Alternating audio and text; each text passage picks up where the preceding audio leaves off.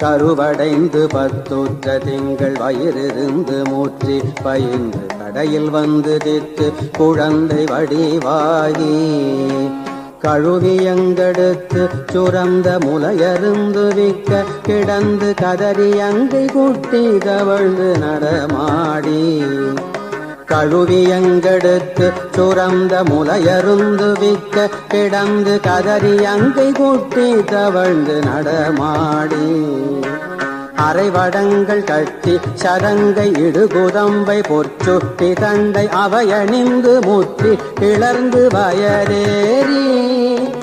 அரைவடங்கள் கட்டி சதங்கை இடுகுதம்பை பொற்சுட்டி தண்டை அவையணிந்து முற்றி கிளர்ந்து வயரேறி